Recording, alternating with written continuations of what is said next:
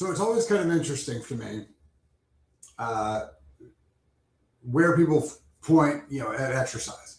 When we're talking about, you know, exercising for something specific, like for football or for soccer or for whatever, that entails very specific things. When we're talking about health, and it's funny because people come in and they say, "Well, I don't need to look like you. I don't need to be really big. I don't need to have the arms." That's great. That's not necessarily what you need to do for health. So if we're talking about just standard health and for long-term function, you basically just have to do the things that you want to do for the rest of your life. So, if you're able to get up and do, 15, 20 body weight squats, butt all the way to the ground, come back up, that's great. You want to walk at a slight incline at a decent pace, that's fantastic. That'll keep you healthy. Move things around, bend over, touch your toes. There's not a giant amount of really exhaustive, gut wrenching, throw up, type of exercise required to be healthy.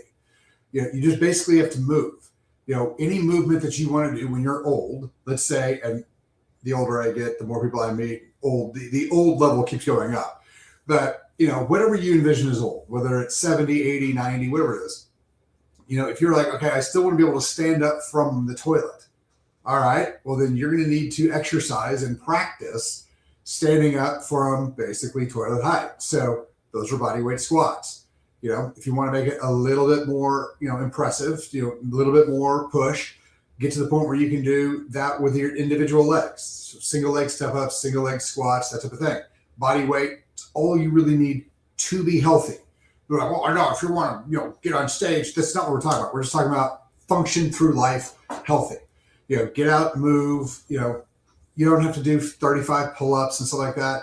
Just the things you normally need to do. Now, one of the things I always tell people is the minimum for bend over and pick things up off the ground is, and by the way, you definitely 100% need to learn how to lift with your back. The people who are telling you should never lift with your back are either they have no idea how biomechanics actually works. I love don't lift with your back, use your core. Your core is 50% of your back. So you can't use your core and not use your back. It's not functionally possible. And you shouldn't, all the damage that happens to your low back happens from weakness. I tell people all the time, the only reason a disc herniates is a force is put in the spine's too weak to handle, the spine fails. So strengthen the spine, strengthen the low back is how you keep your low back healthy. So I always tell people, where I live, in, the Frisco area, you need to be able to bend over and pick up 40 pounds off the ground with just using your back. That's the bare minimum. And you're like, where'd you get 40 pounds? That's how much a case of water at Costco weighs. So, if you're picking up 20 liters, a liter is 2.2 pounds. And so that's 44 pounds. So there you go, 40 pounds. So that's the thing. So you're going to look forward and be like, what do I want to do with my body when I'm older? Well, if I want to be able to pick up 40, 50 pounds off the ground, so I can go to Costco and get the case of water or whatever, you need to be able to make sure you can do that now. This isn't, 500 kilogram deadlifts that, the mountain's doing, it's just daily functional activity. And you can do a lot of this stuff a couple times a week for about 20 minutes. If you spend 20 minutes just doing body weight squats and, you want to do some push-ups, get some TRX stuff, do some pulls, do some, bend over, pick some stuff up, just get out and be functional. If a joint moves, move it in that direction with a little bit of resistance and keep things functional. That's really all you have to do. It's not, you don't have to go to a gym and spend 2 hours there and do that type of thing. Just functionally move. Now, here's the cool thing. If you go to the gym, this is why I always tell people, if you can figure out some foods to make, and if you can go to the gym for, 30, 45 minutes, 4 or 5 times a week, you've won. You have won health.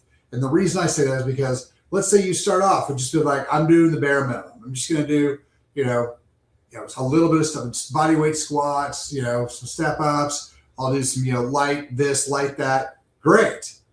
Well, soon that's going to become kind of boring. And so you're going to be like, oh, well, I'll do a little bit more weight, or I'll do an extra exercise, or I'm already here. I might as well do X, Y, Z. There you go. That's all that we really need. So the most important thing when we're talking about just being healthy, the most important thing you can do is just get there. Just show up at the gym and do whatever you feel like doing right now. If you went from 0 to something, you're healthier. Bang, done, easy. And what you'll find, and this is what I find all the time with people, is as they start kind of getting into it, they don't want to go, that they show up most days, they create the habit, which is by far the hardest thing, and then they just do some stuff. And then some stuff turns into a little bit more stuff, and then it gets a little bit harder. And now all of a sudden, they're doing stuff that they never expected they would do. They literally spoke again. It's like, I'm not going to do this, and I don't want to do that. And like, that's not who I am, what I want to do. Great. Fantastic. Today. That's not who you are today. Fantastic. Who are you today? Where are you willing to do? Go do that. Just move. Just move something. Like, I'll go to the gym and I'll walk on the treadmill. Fabulous. Start there. That's fantastic. Start off at, 2.5 miles an hour flat. And then go to 3 miles an hour flat. And then go to 3 miles an hour with a little incline. And then, great. And then kind of, hey, I wonder if I could jog. So you can always slowly increase these things. I'm going to go over, I'm going to get light weights and just kind of piddle. Fantastic. Then you're going to piddle in a little bit better form. Then you're going to piddle with a little bit more weight. And so these things just kind of build upon themselves. So what I see people do is they look at somebody like me, or they look at somebody else who's been working out since I was 12, and I'm 45. So I've got 33 years of working out, doing these things, building up. And you're like, that's more than I'm ever going to want to do. Great. Don't compare yourself to somebody else who's done it for 33 years. If this is your first time in, just be there. Just do something. Just keep doing something. And if you're like, this is kind of boring, all right, kick it up a notch. Do a little bit more. Set a goal. Try to do 20 of those easy things. And then try to do, 20 of something a little bit heavier or a little bit more complicated or just a little bit more. That's all you've got to do.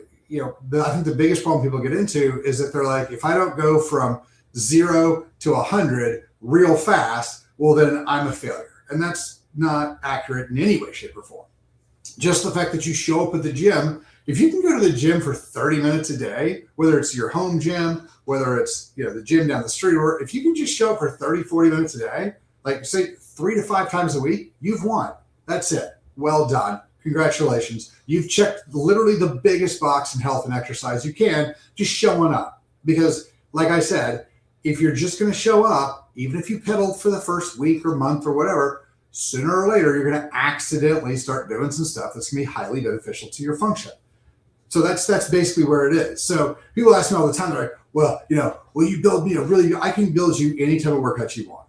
I can build you one that'll get you on stage. I can build you one that you do for 10 minutes. I can build you one that you do in a hotel room. I can build you one you do in your house.